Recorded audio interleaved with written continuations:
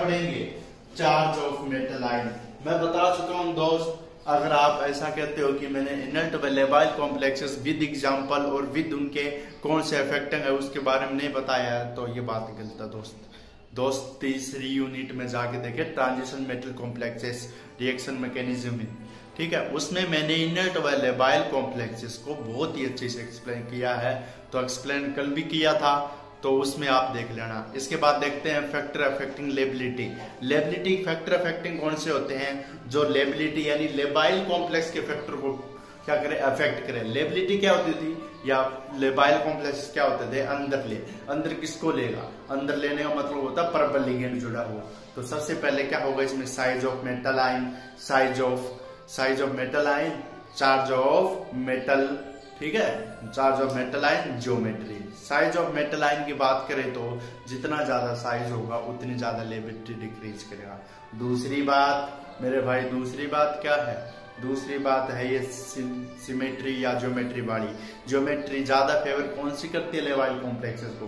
Tetrahedral square planar, जिसमें आपके कितने लिगेंड जुड़े हुए होते हैं? 4 लिगेंड। उसके बाद आती है, इसके बाद अलग बात, ये बात आती है size of central metal ion, size of charge of metal ion. यानी लेबिलिटी क्या होगी? अगर चार्ज ज्यादा है तो लेबिलिटी क्या होगी? अगर चार्ज ज्यादा है मेरे भाई तो लेबिलिटी क्या होगी? अगर चार्ज ज्यादा हो तो लेबिलिटी देखिए इस प्रकार से 3 2 और यहाँ पर 1 चार्ज, तो इस प्रकार से लेबिलिटी इनकी ज्यादा दिखा रखी है। तो अपना वो ग्रेटर चार्ज क्या करता है? लेबिलिटी को क्या करता है? कम करता है। चार्ज बढ़ रहा है, लेबिलिटी क्या होती है? घटती जा रही है। तो इसको ऐसे लगाए भाई, ठीक है, इसको ऐसे लिखे, ठीक है। अब ठीक है, क्योंकि चार्ज क्या हो रहा है? घट रहा है, लेबिलिटी क्या हो रही है? बढ़ रही है, तो एक दूसरे की इनवर्सली प्रोपोर्शनल है। तो इसमें लिखिए charge of metal ion, factor affecting liability. Liability की परिभाषा लिखिए, लेबिलिटी किसी कॉम्प्लेक्स की charge of metal ion, size of central metal ion और ज्योमेट्री। लेबिलिटी किसी लेबाइल कॉम्प्लेक्स के charge of metal ion, size of metal ion और geometry, यानी कि उसकी रिएक्टिविटी को शो करती है, तथा रिएक्टिविटी एनर्जी के डायरेक्टली प्रोपोर्शनल होती है मेरे भाई। अब इसके बाद क्या लिखेंगे अपन? इसके बाद लिखेंगे अपन को क्या लिखना है मेरे भाई? इसके बाद लिखिए first heading charge of metal ion.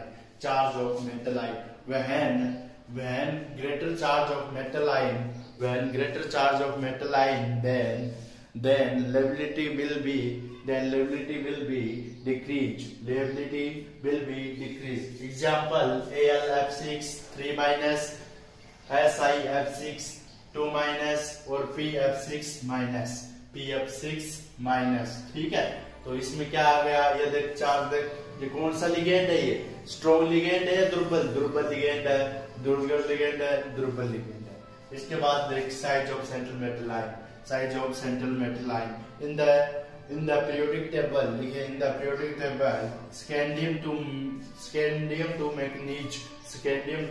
manganese Z effective increase as compared to sigma, and manganese to nickel Z effective will be constant and sigma will be constant. Z effective will be constant and sigma will be constant.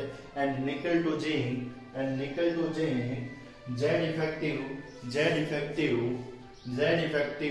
lesser than sigma. And size of metal ion को पता चल गया, जितना ज्यादा इस पे क्या होगा? साइज होगा। जैसे बड़ा साइज वाला कौन सा होता है? जिसके पास इलेक्ट्रॉन ज्यादा हो या कम हो? स्कैंडियम, मैग्नीज, निकल, ठीक है, इस प्रकार से बढ़ गया।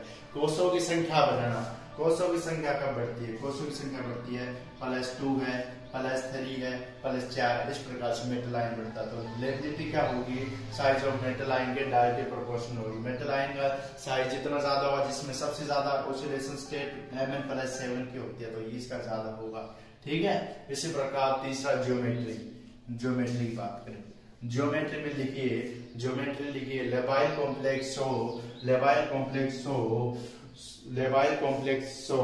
Tetrahedral square planar geometry and octahedral geometry but tetrahedral square planar geometry more stable in labile complexes more stable होती है लेबाइल कॉम्प्लेक्स में। लिख लिया? तो ये है फैक्टर अफेक्टिंग लेबिलिटी। तो दोस्त अगले लेक्चर में मिलेंगे अपन एप्लीकेशन ऑफ किसके लिए, application of CFT with respect to labile and inner complexes. Okay guys, bye.